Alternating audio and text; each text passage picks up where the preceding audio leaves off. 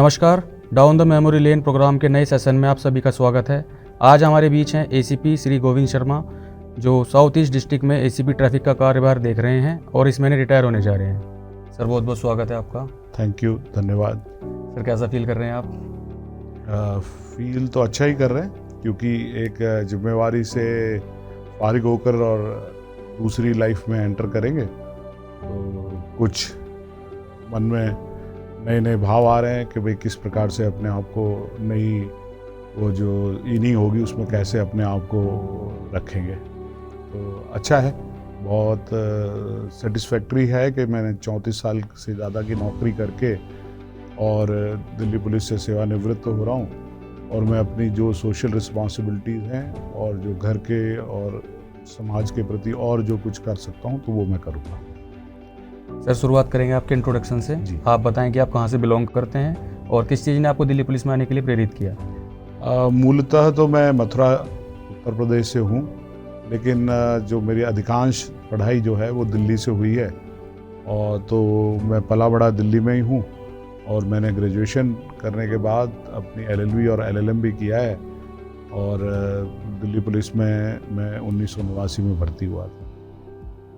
Sir, जैसा कि आपने बताया 1989 में आप दिल्ली पुलिस परिवार का हिस्सा बने। जी, मैं जानना चाहता हूं सर, तब से लेकर अब तक का करियर आपका कैसा रहा? बहुत शानदार टेन्योर रहा है। मैं जब 1989 में ट्रेनिंग करने के बाद जब पहली मेरी पोस्टिंग दिल्ली कैंट में हुई थी तो उस समय मंडल कमीशन का एजिटेशन चल रहा था। उस दौरान हम भी यंग थे और हमने जो यंग स्टूडेंट्स जो मंडल कमीशन के खिलाफ एजिटेशन कर रहे थे उनको हैंडल किया। उस दौरान मुझे लगा कि भाई मैं अपने हम उम्र को किस प्रकार से कंट्रोल करूंगा, यह गुर हमें अपने सीनियर से सीखने को मिला और उसके बाद में 1998 तक इन्वेस्टिगेशन में काफ़ी कई थानों में कई चौकियों में मैं रहा। 1998 से लेके और फिर 2010 तक मैं स्पेशल सेल में पोस्टेड रहा as sub inspector as well as inspector और उसके 2003 में मेरी प्रमोशन एज इंस्पेक्टर हुई थी, जो आउट ऑफ टर्न प्रमोशन थी मेरी। और 2010 में मैं एज SHO अमर कॉलोनी लगा और 2013 में मैं SHO डिफेंस कॉलोनी से फिर दोबारा स्पेशल सेल में गया, जहां मैं एज ACP भी रहा special cell new Delhi range का। 2019 तक मैं स्पेशल सेल में रहने के बाद मुझे SDPO कालका जी लगाया गया, जहां मैं तकरीबन 2.5 साल रहा। फिर मैं प्रीत विहार SDPO भी रहा। उसके बाद मुझे जो अब मेरी प्रेजेंट पोस्टिंग है ट्रैफिक, उसमें लगभग मुझे 2.5 साल के करीब हो गया है। सर, लगभग 3 दशक से ज़्यादा का समय आपने दिल्ली में रहे हो, आपने नौकरी अपने समय दिया है मूल्यवान जी। मैं सर बात करना चाहता हूँ आपसे बदलाव की, तो दिल्ली पुलिस व्यवस्था में तब के दौर में और आज के दौर में आप देखते हैं और आप हमसे साझा करना चाहें। हाँ, जब हमने दिल्ली पुलिस में ज्वाइन किया था तो उस समय सभी कुछ हम लोग हाथ से लिखा करते थे, केस डायरी भी, कंप्लेंट्स भी, या और कोई जुडिशियल प्रोसीडिंग्स भी होती थी या कोई हमें रिप्लाई वगैरह भी भेजना होता था तो हम सब हाथ से लिखा करते थे। काफ़ी समय उसमें लगता था। फिर कोई यदि गलती हो गई तो उसे दोबारा से या तो काट कर या फिर दोबारा से उसे बनाना पड़ता था। लेकिन जैसे जैसे टेक्नोलॉजी आई और पुलिस ने भी उस टेक्नोलॉजी को अपनाया और पेजर से शुरू होकर और आज आर्टिफिशियल इंटेलिजेंस तक इस तरह की टेक्नोलॉजी को दिल्ली पुलिस ने अडॉप्ट किया है। तो और काफ़ी चेंजेस हैं और जो यंगस्टर्स आ रहे हैं वो टेक्नोलॉजी के प्रति बहुत ज़्यादा रुझाव है उनका और उसको वो अपने तफ्तीश में और इन्वेस्टिगेशन में यूज़ कर रहे हैं। तो काफ़ी चेंजेस हुए हैं और काफ़ी अच्छे चेंजेस हैं, जिसको कि हम लोग जो टेक्नोलॉजी की डेवलपमेंट जो हुई है उसे हम लोग अपने इन्वेस्टिगेशन में, क्राइम, क्रिमिनल कंट्रोल में और अन्यथा जो भी पुलिस की कार्रवाई है उसमें प्रयोग में ला रहे हैं। सर, 34 साल के करियर में आपके हिसाब से सबसे चुनौतीपूर्ण क्षण या चैलेंजिंग टास्क हैं तो क्या रहा सर आपके लिए? देखिए, जो जब आप थानों में या चौकियों में रहते हैं तो रॉबरी, डकैती, मर्डर या लॉ एंड ऑर्डर की और सिचुएशंस जो होती हैं वो सभी चैलेंजिंग होती हैं। लेकिन यदि मैं ज़्यादा चैलेंजिंग कहूँ तो स्पेशल सेल में रहते हुए जो हमने मिलिटेंट्स के ख़िलाफ़ ऑपरेशंस किए, दिल्ली में तो किए ही, दिल्ली के अलावा कश्मीर में राजौरी में जैसे एसओजी के साथ किया, राष्ट्रीय राइफल के साथ हम लोगों ने कश्मीर वैली में भी ऑपरेशंस किए। उसके अलावा हिंदुस्तान के हर कोने में, इवन हम मुंबई, गुजरात, कलकत्ता, वेस्ट बंगाल में काफ़ी रहे, आसाम में भी हम कर आए ऑपरेशंस, या साउथ में भी हम लोग ऑपरेशन करके आए। तो इस दौरान काफ़ी चैलेंजिंग टास्क रहे, जिसमें कि किसी एक को यदि कहूँ तो मैं कह सकता हूँ कि एक बार हम मिलिटेंट्स के लिए एक ऑपरेशन में गए थे राजौरी में। वहाँ पर हम लोग जो लोकल उनकी आरआर की टीम थी उसके साथ गए थे, और ऑपरेशन के दौरान हम लोगों को भी पास bullet proof jacket, bullet proof helmet plus AK-47 थी।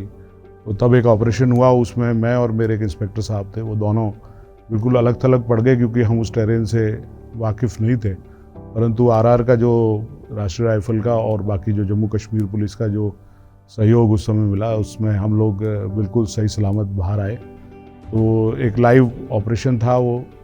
उसके अलावा बहुत सारे मिलिटेंट्स को हमने पकड़ा है, इंटरस्टेट गैंगस्टर्स को पकड़ा है, मकोका के तहत कार्रवाई भी की है।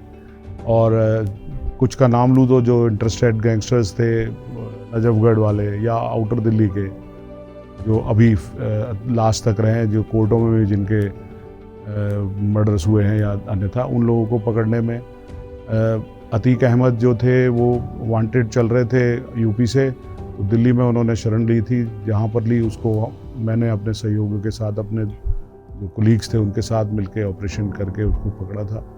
उसके अलावा रेड फोर्ट और पार्लियामेंट जो अटैक हुआ था, उसमें भी जो इन्वेस्टिगेशन में मेरी काफ़ी अच्छी और महत्वपूर्ण भूमिका रही। ये सभी चैलेंजिंग थे और काफ़ी अच्छा वक्त गुजरा मेरा।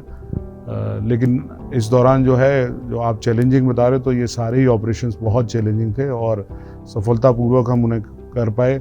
आपने देखा भी होगा कि सिमी और आईएम की जो एक ऑपरेशन के दौरान हमारे बड़े जाबाज साथी थे इंस्पेक्टर मोहन चंद शर्मा, उनको हमने खोया भी।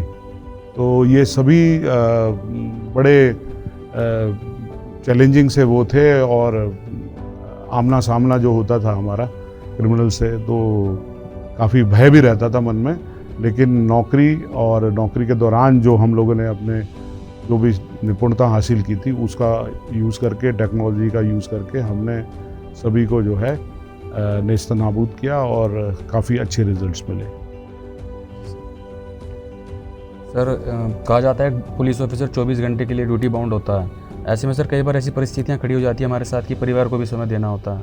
तो सर, इतने लंबी आपकी नौकरी रही है, मैं जानना चाहता हूँ सर, क्या वो मूल मंत्र रहा जिससे आपने अपने पारिवारिक जीवन और ड्यूटी के बीच में बैलेंस बनाए रखा? बहुत ही अच्छा प्रश्न है, और ये मेरे ख्याल से हर पुलिस अफसर के साथ है। जो भी फील्ड या ऑपरेशनल ड्यूटी में रहता है उसको कंप्रोमाइज़ तो करना पड़ता है, क्योंकि फैमिली, जो टाइम आप फैमिली को देना चाहिए वो आप अपने कार्य के लिए देते हैं। लेकिन क्योंकि पुलिस में मैंने ये देखा कि हम लोग 24 घंटे ड्यूटी पर हैं, तो 24 घंटे का मतलब घंटों के हिसाब से ना रखें, पर ये देखिए कि 24 घंटे जो हम ड्यूटी कर रहे हैं, जो हमारे घर वाले, खासकर जो मेरी बेटर हाफ हैं अनुपमा शर्मा जी, मेरी सुपुत्री हैं अपूर्वा, मेरे पुत्र हैं कार्तिकेय, इन सब का भी जो मेरे साथ कोऑपरेशन रहा या जो उनका मुझे सपोर्ट मिला, जिससे मैं अपने निजी जीवन को, ऑल्दो काफ़ी उसमें उन लोगों को परेशानियां रहीं, उनके कई बार फंक्शंस में जाना नहीं होता था, वो गुस्सा भी होते थे, लेकिन जब उन्हें बताते कि भाई ये हमारी ड्यूटी इस प्रकार की है या इस काम में फंस गए, तो उन्होंने हमें हमेशा अकोमोडेट किया है। और मेरे ख्याल से हर पुलिस अफसर की जो पत्नी है वो डबल ड्यूटी देती है जो पुलिस अफसर दे रहा है। तो मेरा सुझाव ये रहेगा कि जब कोई भी एक्स्ट्रा पे दिया जाए तो पुलिस की जो बेटर हाफ होती है उसको भी एक तनख्वाह साल की मिलनी चाहिए। जी सर, काफ़ी सर अच्छा लगा सर सुझाव आपका। बिल्कुल सही बात है सर, बिना फैमिली के सपोर्ट के जो हमारी ये काफ़ी टफ जॉब मानी जाती है, करना बहुत मुश्किल होता है। सर, जैसा आप मैंने रिटायर होने जा रहे हैं, मैं जानना चाहता हूँ आफ्टर रिटायरमेंट क्या आपने प्लान किए हुए हैं? देखिए, जितनी पोस्टिंगें रहीं इसके दौरान कॉमनवेल्थ गेम से लेके और G20 तक।